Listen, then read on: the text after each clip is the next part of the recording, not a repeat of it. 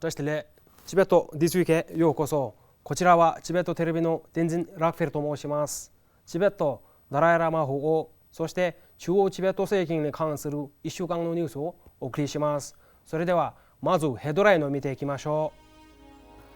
う。ダライラマ保護と亡命チベット代表者議会は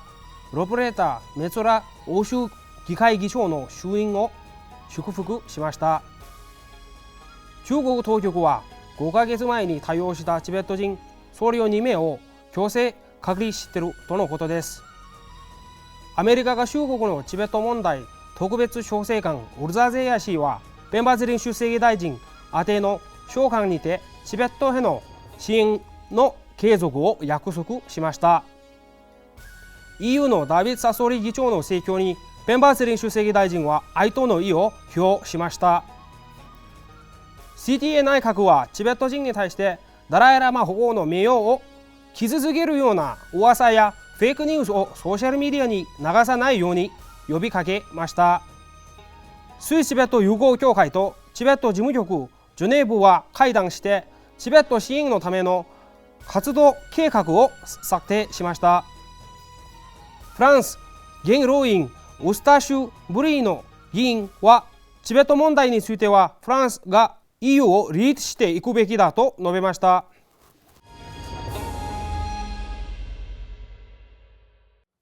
ダライラマ保護は欧州議会の新議長に選出されたロブレータ・メゾラ氏に祝辞を送りました。保護はこれまでの欧州議会訪問を振り返り、保護とチベット人に対する同議会のもてなしと支援に感謝の意を表明されました。ロブレータ・メゾラ氏が欧州議会史上最年少の議長、3人目の女性議長に就任したことについて、女性は男性よりも共感力が高く、他人の幸福に心から関心を寄せることができるので、世界をより平和なレベルに導くことができると思いますと述べました。またチベット亡命議会の憲法ソナムテンペル議長もロブレータ・メゾラ氏に祝辞を述べ、彼女のリーダーシップの下で欧州議会からチベットへの継続的な支援が寄せられることに期待を示しました。韓元税のドラゴで中国当局は5ヶ月前に逮捕したチベット人僧侶2名をその後強制隔離しているとのことです。ドラゴのネナン僧院の2名の僧侶テンジン・ノルブ氏とワンチェン・ニマ氏は2021年8月15日に逮捕されました。彼らは現在元税のタウ県刑務所に拘束されているとのことです。逮捕の理由というのは、僧院が地元のチベット人の子どもたちにチベット語、文化、宗教を教える非公式の教室を運営していたことに関係しているんじゃないかと疑われています。中国当局は現在ドラゴで仏像の解体に続き、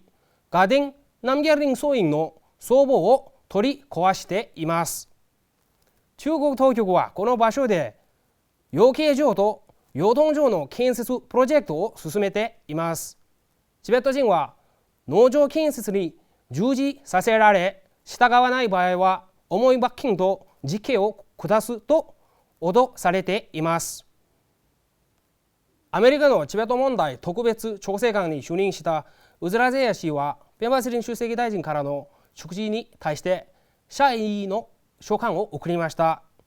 書簡の中では、ゼヤ特別調整官はチベット人の人権保護と歴史的、言語的、文化的、そして宗教的なアイデンティティの維持のために米国が引き続き支援することを約束しました。また中国政府とダライラマ保護や保護の代理人、もしくは民主的に選出されたチベット人のリーダーとの間で無条件の対話が再開されることにアメリカ合衆国は関心を持っていると述べました。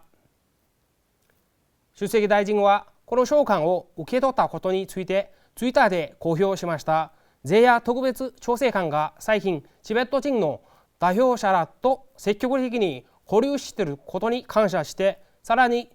彼女と直接面会してチベット問題を前進させる方法について議論したいと述べました。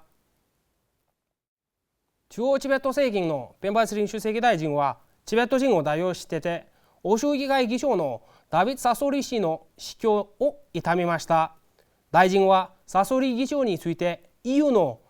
根幹をなす自由、正義、民主主義の価値を体現する人物であったと述べました。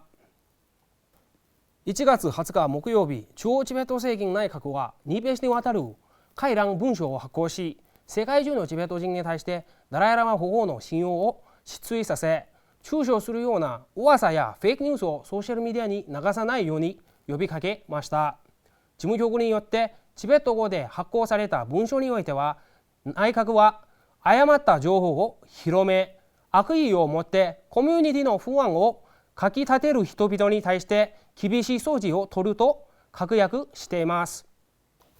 内閣はまたチベット人に対してどこにいても平和、調和、秩序を維持するようにと訴えています。1月11日火曜日、スイスチベット友好協会のメンバーでジュネーブ市長、元国会議員のロンゲ氏と元ジュネーブ市議員のマルグレット・コンダ氏がチベット事務局ジャネーブ代表のチミ・レグゼン氏とスタッフらと面会しました。会談ではスイスのフランス語圏、特にジャネーブにおける州レベル、国レベルでのチベット支援のための活動計画を策定を話し合いました。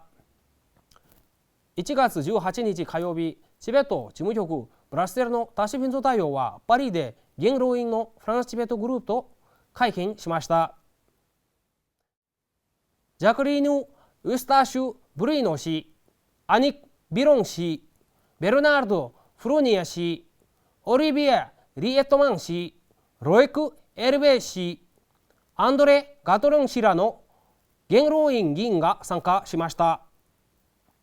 タシフィンゾ大王は1988年以来のフランスチベットグループとの長い付き合いを振り返りました。またチベットとの相互通行と両方が可能となるように働きかけてほしいと要請しました。